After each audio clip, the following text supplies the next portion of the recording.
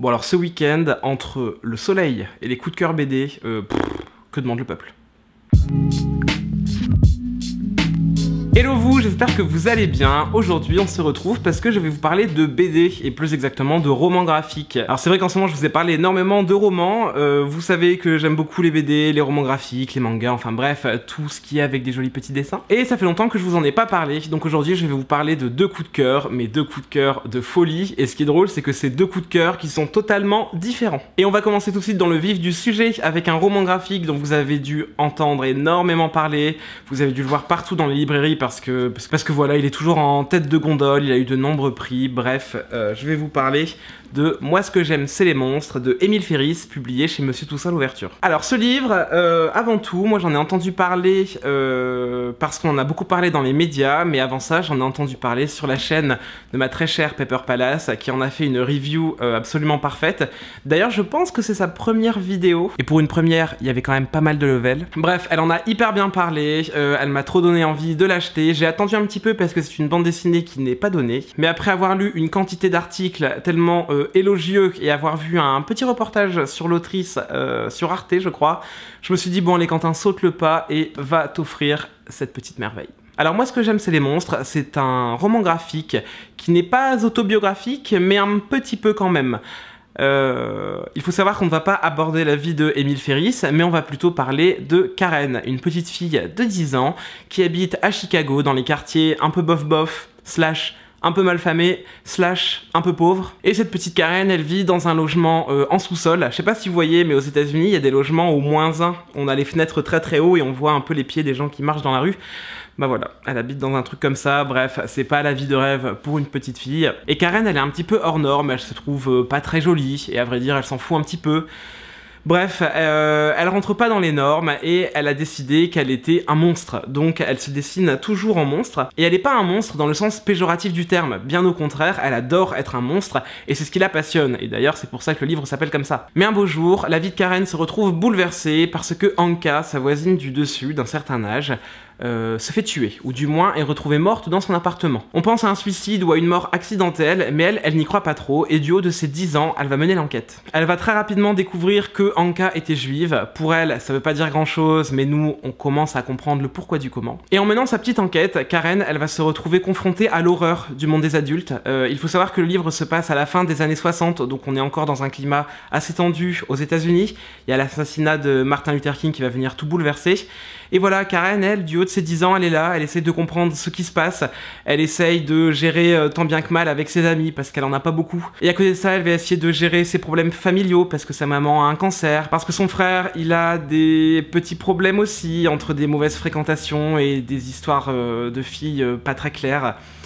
Bref, elle va être un peu perdue là-dedans, mais en même temps, elle va prendre un peu le poids du monde sur ses épaules, elle va jouer le grand rôle de l'inspecteur, un peu monstre quand même, et elle va essayer de mettre tout ça au clair. Et croyez-moi, c'est passionnant. C'est un livre que je recommanderais beaucoup à des gens qui n'aiment pas la BD en soi, parce que j'ai trouvé que c'était très très littéraire, malgré ces grandes fresques tout au long des pages, et d'ailleurs je vous mettrai quelques petits inserts, parce que le livre est vraiment, mais vraiment magnifique. Mais parallèlement à tous ces dessins, on a des textes vraiment magnifique, on a une histoire complexe mais claire, limpide, et puis bon, par contre je vais pas vous mentir, mais c'est pas à mettre entre les mains de tout le monde, parce que dans Moi ce que j'aime c'est les monstres, Émile Ferris, elle va nous parler de la douleur de l'enfance, elle va nous parler de l'horreur de la Shoah, elle va nous parler de viol, de pédophilie, de trafic d'enfants, de meurtre, d'amour passionnel et destructeur, bref, ça parle de plein de choses.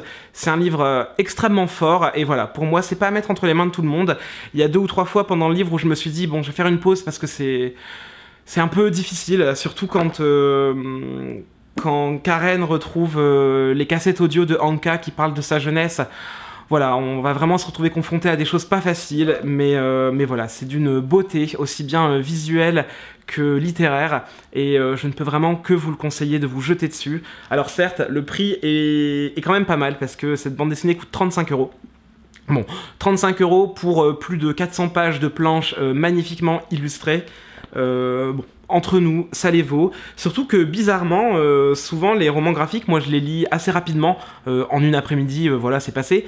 Mais là, j'ai mis plusieurs semaines à le lire. Alors je le lisais pas d'un coup, mais je prenais vraiment tout mon temps pour le lire parce que voilà, les planches sont tellement belles.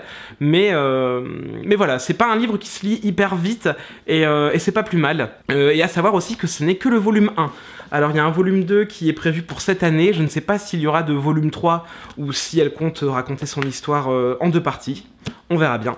Et puis aussi, petit aparté, mais la vie de Émile Ferris, elle est assez incroyable, ou du moins son combat est assez incroyable, parce que Émile Ferris, elle est née en 62 à Chicago, donc c'est pour ça qu'elle se retrouve un peu dans le portrait qu'elle dresse de Karen.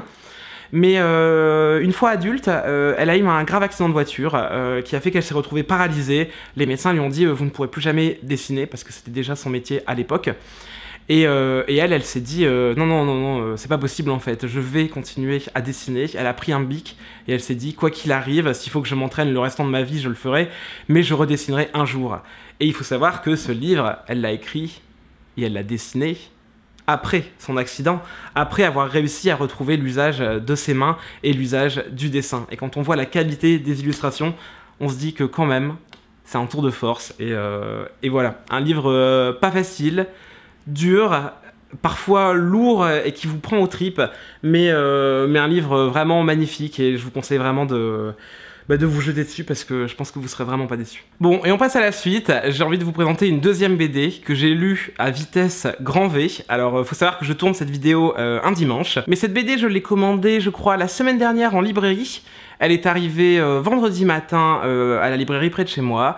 Je suis allé la chercher vendredi soir en sortant du boulot. Je suis rentré chez moi, j'ai fait à manger, j'ai mangé, et je l'ai lu d'une traite.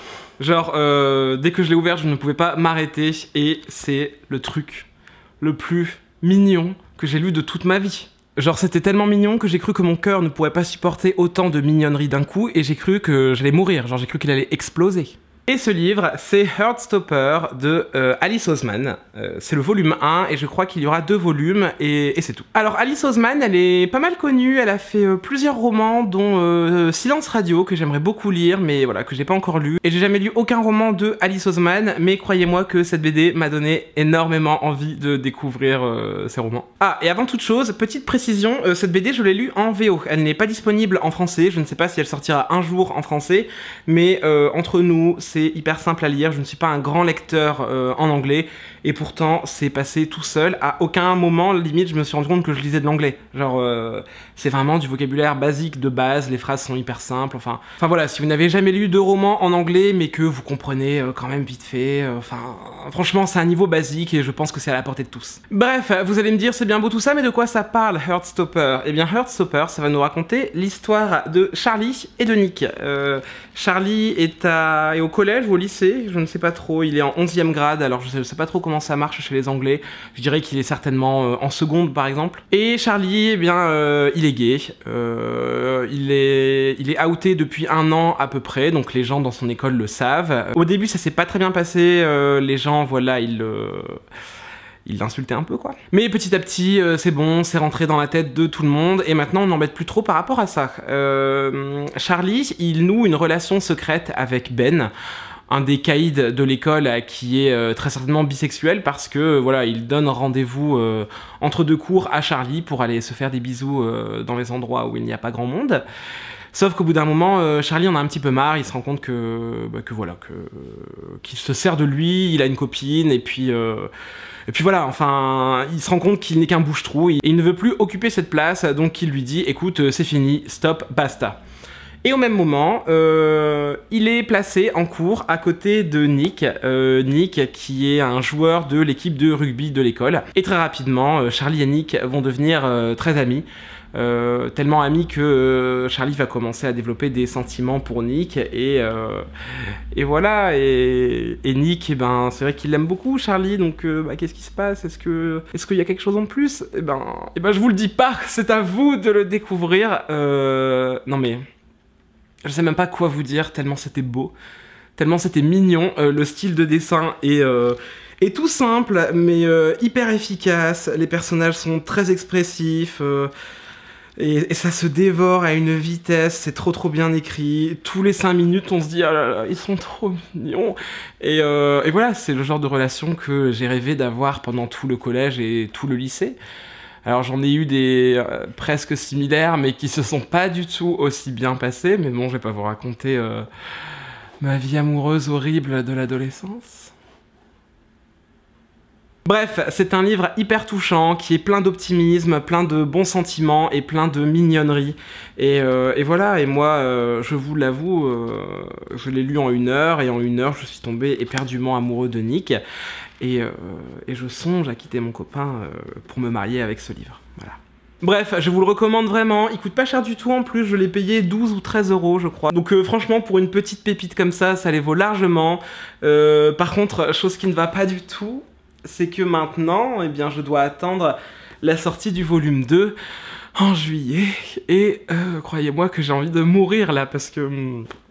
Non, parce qu'en fait je veux la suite, genre maintenant. D'ailleurs, je vous le dis, au départ c'est un webcomic, donc si vous ne voulez pas acheter la version papier et que vous voulez juste lire les 2 volumes d'un coup, eh bien vous pouvez vous rendre sur le blog de Alice Oseman et toutes les planches sont dispo en toute légalité et en PDF ou en JPEG. Bref, je suis allé faire un petit tour sur son site, vous avez juste à scroller pour tout lire. Mais voilà, moi j'ai pas voulu le lire en ligne, le livre était tellement joli que je me suis dit, ah là là, je veux l'édition papier. Et voilà, et donc maintenant je me fais violence et je me dis, Quentin, calme-toi, ne va pas sur son blog pour lire le volume 2 tout de suite. On va attendre le mois de juillet, et en attendant, je vais le relire, et le relire, et le relire, et encore le relire, je pense. Vous savez que d'ailleurs, c'est la première fois que ça m'arrive, au moment où je l'ai fermé, juste après l'avoir terminé, la seule chose que j'avais envie de faire, c'était de le recommencer, mais tout de suite. Genre, j'ai fermé la dernière page, et je me suis dit, ah, on reprend à la page 1 et on relit, parce que c'était tellement mignon. Bref, c'est tout pour aujourd'hui, j'espère que ces 2 petits gros coups de cœur BD vous ont plu. Moi ça m'a fait plaisir de vous présenter tout ça, et puis sur ce, je vous dis à très bientôt pour une prochaine vidéo. Ciao!